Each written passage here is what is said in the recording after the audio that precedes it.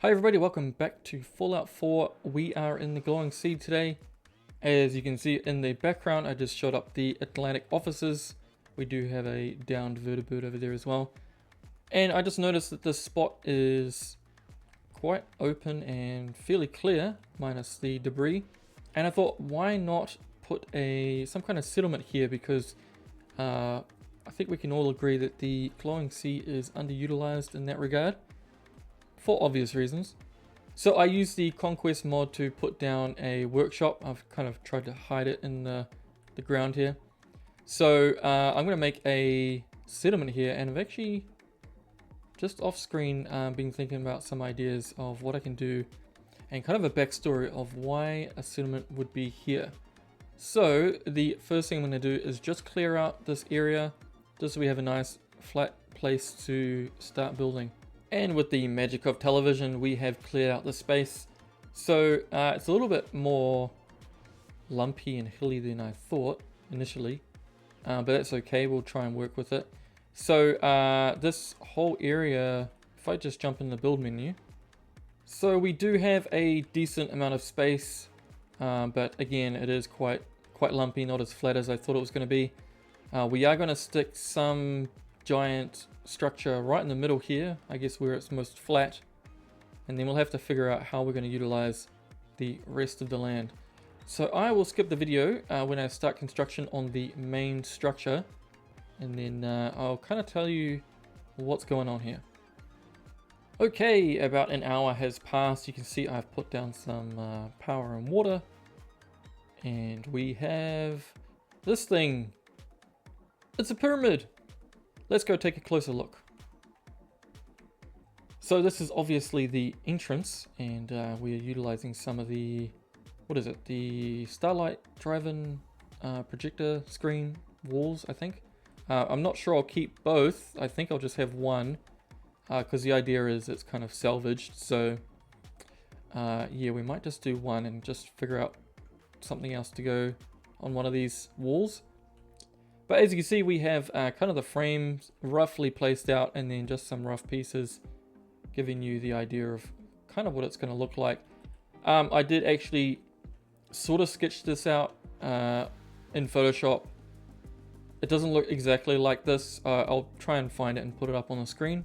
So as you can tell, I'm not following my concept super close. The concept was more like a tent made with kind of metal pieces and stuff like that, whereas this is definitely going kind of more pyramid shape. As I started building, I just thought, number one, a pyramid is much easier than kind of doing a dome kind of shape. And also the original concept being kind of like a tent, and sort of allowing things to go underneath. I just thought having an enclosed space would be better and more believable in this kind of harsher environment. So this thing is definitely still a work in progress, trying to figure out what I'm going to do with the structure as a whole. I just thought I'd show you where I'm at right now, just to give you an idea of what the finished product might look like. So let's continue building. And a few hours later, we are back. Nighttime again. Okay, so I've done a little bit of stuff. A little bit of stuff is an understatement, but I've done some stuff off screen, and let's go through it now. Let's just spin around. As you can see, we do have kind of a rudimentary fence. Now I had this idea of, instead of doing a kind of a hardcore fence, which I'm kind of up in the air if I'm going to do it or not, but because humans don't usually roam the Glowing Sea, and it's mostly filled with big high level creatures that like to kill you, I sort of put up this rudimentary fence, which is basically the Raider steel, rusty metal, just put in the ground, and it just sort of stops the large creatures from getting in. Now the scorpions can sort of tunnel and stuff, so you know, it doesn't always work, but I have had the odd occasion where a Deathclaw would turn up, and the fence seems to do a decent job at keeping those guys out, so that is good. That's kind of doing its job. So I've also added a few kind of miscellaneous structures out here. I'm just trying to figure out what I'm going to do with that. But the real meat of this one is inside. let's go talk about the narrative. So something is going on in here, as you can see. So if we just look up here, we have some sort of walkways and stuff just to fill in the height, fill the height of the building. We are going to put some dwellings in here as well. I'm just sort of fleshing it out, and we got lights set up and everything. We do need a ceiling, and we also have random holes where I did previously have them filled, but something happened with my mods and they just disappeared. But the main focus is going to be on this guy. So I just wanted to take the time to fill in a bit of the narrative here of why the structure would be here. So one of these guys, a kind of lone wanderer type, sort of, yes, okay, thank you, sir. Decked out in his kind of gas mask and stuff like that, came across some technology that was kind of poking out of the ground. Curious, started an excavation, and voila, this thing is kind of exposed. And the idea with this whole thing is we are quite close to the Atlantic offices here.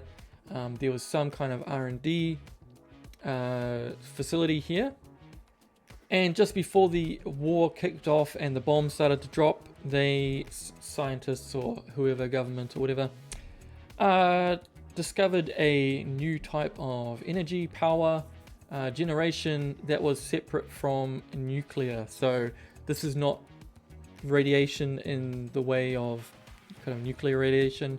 And as you can see, the energy of the power source is kind of leaking out of the machine that they had sort of created to contain it.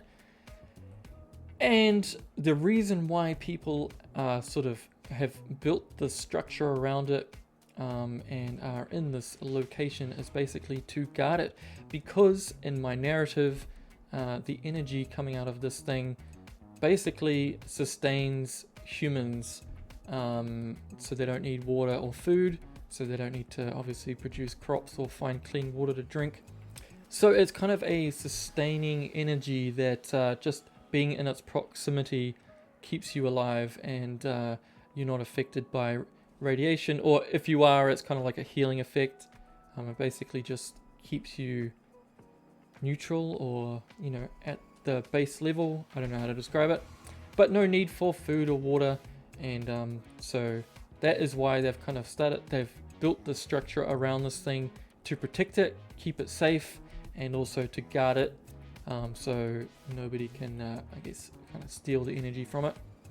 And the ultimate goal is to kind of set it up where I guess this would be kind of a cathedral. So the energy, the wires coming out of it would feed, I'm guessing I'd probably do some kind of pylon or something out here. So only select few people could actually go inside the pyramid, and then out here would do kind of run wires and stuff to kind of simulate the idea of the extension of the energy. So if you lived in the settlement but you weren't allowed inside the pyramid, you could still have that kind of sustaining energy, but you wouldn't have to be directly next to it. So we're going to play on the idea that the energy is somewhat transferable to the general area around here. But I think I might do an inner fence that kind of shows the limit of where the kind of energy would reach. But yeah, that's kind of the whole idea of why the structure is here. It's kind of an energy technology that was discovered, and they just built around it to protect it and sort of keep it for themselves. And if you're wondering about the effect here, in the game there is a UFO. You encounter it flying over at the start of the game when you do the main mission, and it has the propulsion energy coming out of it. Is this kind of Aurora Borealis kind of effect. Is that the right word? I don't know. And I just put two of the UFOs into the ground and just had this sort of propulsion effect coming out. So I've kind of rotated it so that it has one going out that way and another one going vertical. So that's how I've done it, and I've just done, these are a couple of amphitheaters that I've just made smaller and made into a dome. And we have a furnace structure around it as well, the pipes and a little bit of the gantry.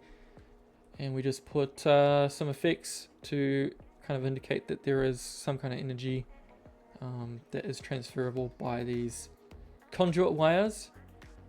And yeah, so we've got plenty more to do. I've got a bunch of stuff to do outside of the pyramid and also finish off the pyramid itself. So let's keep going. Welcome back. We have a red storm here, but we do have some progress. So as we discussed before, we've got some pylons here, and they're connected to the pyramid via a bunch of wires. And as I insinuated before, the pylons and the wires allow the transfer of energy from the pyramid, the center of the pyramid, the technology there, to kind of permeate to this point for other settlers and stuff to kind of bathe in that sustaining energy, to basically keep them alive. And I just put a fence around that area kind of to indicate that that's the limit of the energy reach. So beyond that, you don't really feel the effects of the energy.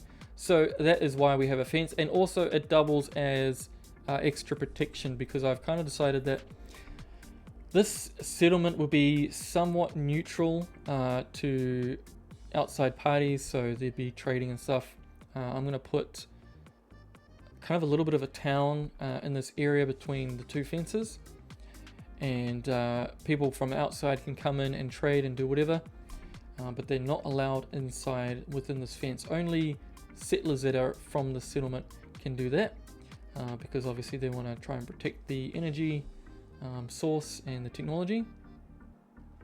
But let's have a look, because I did do an entrance to that, and we are calling this settlement, it's a bit hard to see there, it's called Ashbourne. So kind of a play on words there. Obviously ash, this is the glowing sea, kind of the site of the biggest explosion, I guess, nuclear explosion. And so that's the ash, you know, kind of destroyed or whatever. And born, kind of the idea of being born again, the kind of rising of the phoenix. And then also the old style way of writing born, which obviously the word is kind of associated with a settlement. So Ashbourne is the name of the settlement. And I've kind of come up with a name for the settlers here as well. I'm going to call them Glowkin. So glow, glowing sea, and kin, you know, family, whatever. Glowkin. So these are the Glowkins. Bit of a funny name, but we are running with that. So settlement of Ashbourne, and the settlers are the Glowkins. So yeah, we did have some guys that dug under the fence, so not ideal, but we sorted them out. So we do need to fill in this area, as I said before, with some kind of settlement, and then I do need to populate the section in here with I guess devotees. So they'll have clerics inside that are kind of the priests and whatever, and the normal settlers aren't allowed inside except for special occasions, but they can come into this area here and kind of meditate or whatever and get that life sustaining energy that is coming from the center of our pyramid here via these wires and pylons and things. So that's kind of the general idea, the general narrative, but as I said, plenty more to do. And did I do any more in here? Yes, I did, but maybe I'll pick that up later on when I've done a little bit more. So let's just continue on, and I will show you the progress after that. Welcome back to a fine day in the glowing sea, and we do have quite a bit of progress here. I put a door on our fence, quite a large barn style door, and we have been filling out this area with a small little town where people from outside can come and trade. And I've been having some trouble with my mods, hence why we have things floating, because I had a structure there that just randomly disappeared. It's the same issue I had with the random holes in the pyramid, where stuff I'd put in there before just disappeared when my mods were playing up. But that is the nature of doing this, so we just have to live with it. I did put a sign out the front here, traders welcome. What I'll do is I'll do a final kind of in-depth tour at the end of the video, but I'll just sort of quickly run up this hill and just show you the general layout of everything. Okay, so you can kind of see the general layout. We have most of the town on that side there. We don't have much around here, basically because the fence sort of juts up against the mountain here. I was just playing around with some fireworks there. Don't mind that. But we do have a little bit more town on this side as well. Let me just come around here. So we're hoping that nobody's going to come from the back, because this is probably the least defended area. We do have some more holes in our pyramid, but you can kind of get the idea. I need to finish off that stuff. But our fence line goes all the way around. So the middle fence follows basically the edge of the buildable area, and then the round fence is obviously what we talked about before, about the extent of the energy coming from inside the pyramid. And there's a little bit more town behind there as well. But yeah, just wanted to give you a quick kind of layout of the land here, what the settlement generally speaking is going to look like. And I think I'll do one last update when I finish the kit out. I have to do the fit out of the whole settlement, because there's no beds or, you know, bits and bobs and things. I haven't sort of put most of that stuff in. I have done a little bit of the stuff. You can see barrels and bits of cars and things down there, but yeah, we'll do the final fit out and just the last of the structure and everything, and then we'll do a tour. So hang in there for that. Well, the sun is setting on our settlement, and I think it's a good time to do a final tour and show you all the little details. There's plenty to show, so let's get into it. We did fix the tower that was missing from the last one, and added some more power and stuff like that. And we have some NPCs, and we have random junk around the place. I just noticed that it's floating. Not a good look. Anyway, let's keep going. So we have a bunch of houses here, and each one of them should have some stuff in it. Yes, each one, I won't go through each one, but yeah, lighting and beds and things like that. We do have, was these here from last time? I don't know. Just have random people kind of hanging around. Let's just go around the exterior first, and then we'll go inside. So most of these areas are accessible via bridges and things like that. So we have some nice details. That one's got a little workshop in there as well, and a dunny area, and access again through platforms and bridges and things. We have a little collection site for our vehicles in various stages of disrepair, and just sort of general storage about the place. These are the structures that I showed almost kind of near the start of our build, just finding use for them as kind of outside storage areas. So more towers, more defense. These are they are static, but we're going to say that they are movable, and this little shed is kind of a staging area, and these guys will drive them out through these doors and go collect junk from out there and bring it back. So this is where these guys hang out, and these guys are just sort of discussing what they're going to do next. Anyway, we'll come through here. We have another sort of defensive tower, and just some more houses dotted about the place, and these are also kitted out, as you can see. And finally, around the side we have just a crane just to lift up the big stuff over the fence, so that's always handy. Let's just make our way back to the main gate of the inner fence. So as I was saying before, this sort of area between the two fences is where we'd have, you know, traders coming in, sort of that general trade happening. And as I mentioned before, this area is kind of neutral, so just think of it kind of as a normal settlement, and then inside here is really where things get a little bit more serious.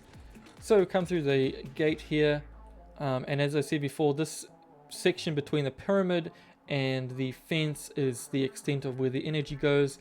And so if you're feeling, as a settler, hungry or thirsty or something like that, you'd basically come into this inner circle, and you could just meditate, and it would sort of replenish whatever feelings you had in your body that required attention.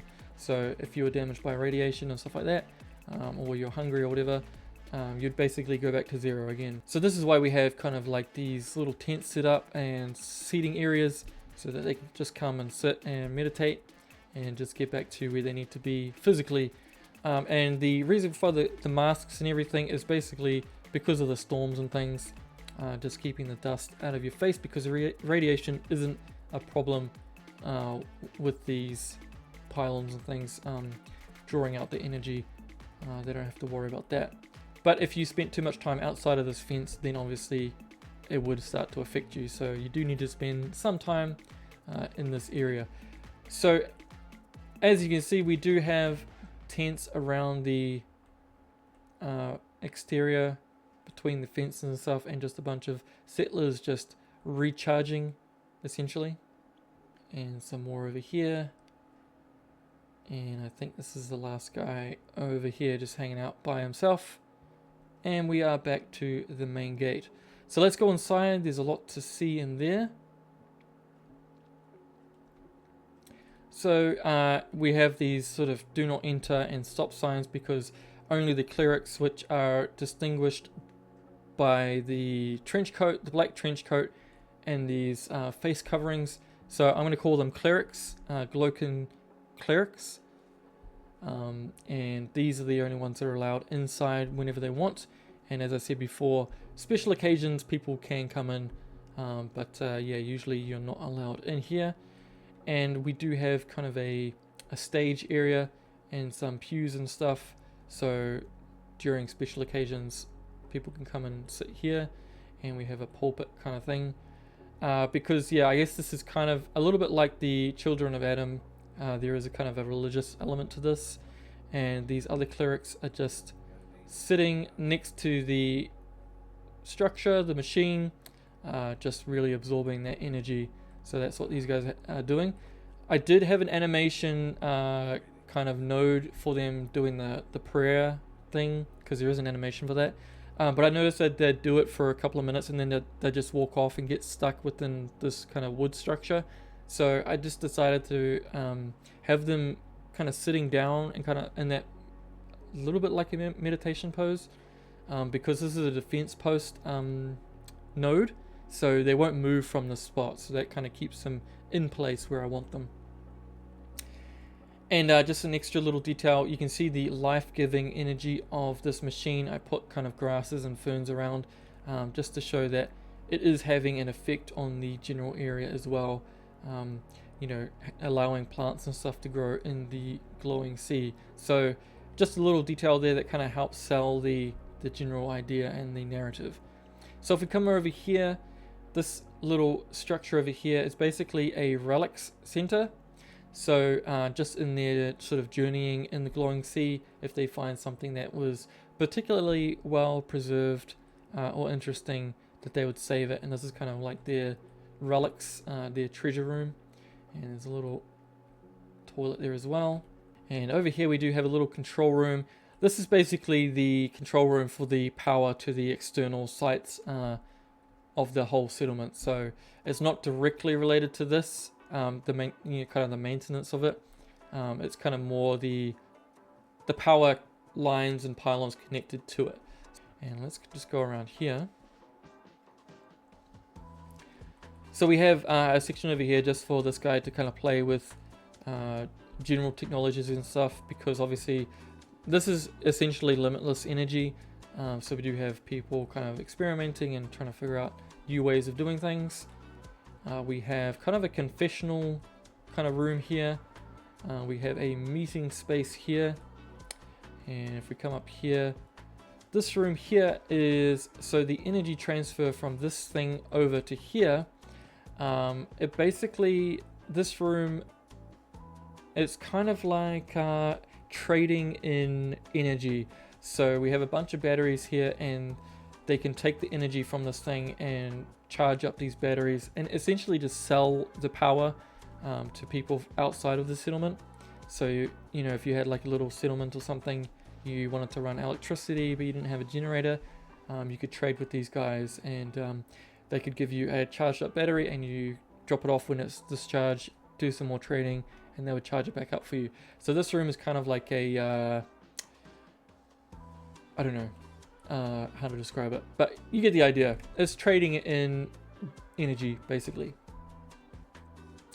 So to get up to the structure up here, we use this ladder here.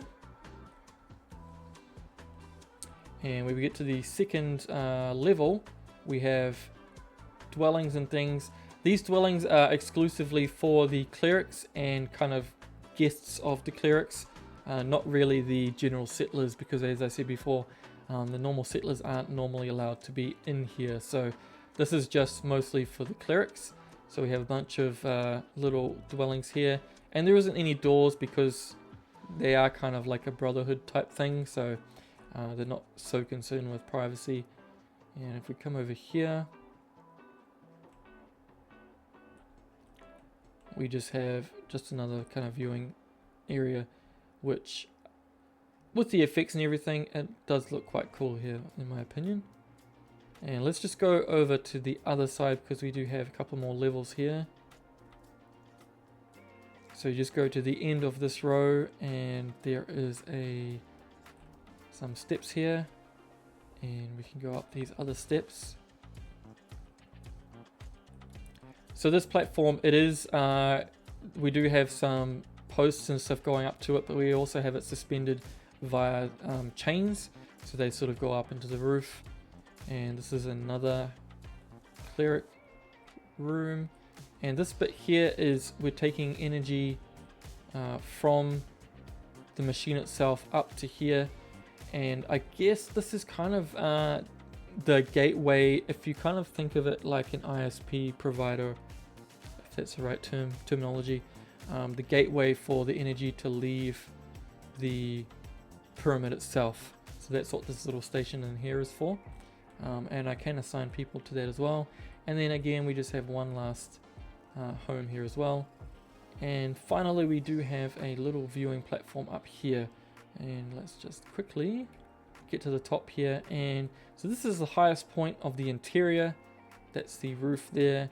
And we can just look down onto the machine and the general area. So that's basically it for our tour of our Ashbourne settlement. This one actually took quite a while to complete. I did actually start this settlement around July, and then I've been away doing holidays and things, and just being busy generally in life. So it's been really good to sort of finish this one up and finally get this video out. If you have any comments on this settlement, please drop them below, and your questions are always welcome. I try to get to as many as I can. I also have a Discord, you can jump on there. The link is on the main channel page. You can discuss this or anything else kind of Fallout 4 related. You can also post your own settlements as well. So jump on there, you can share your ideas, and sometimes I even turn your ideas into videos as well. So definitely jump on there and share. And on that note, I think we'll leave this one here. Thank you so much for watching, and I hope to see you on the next video. Have a good day.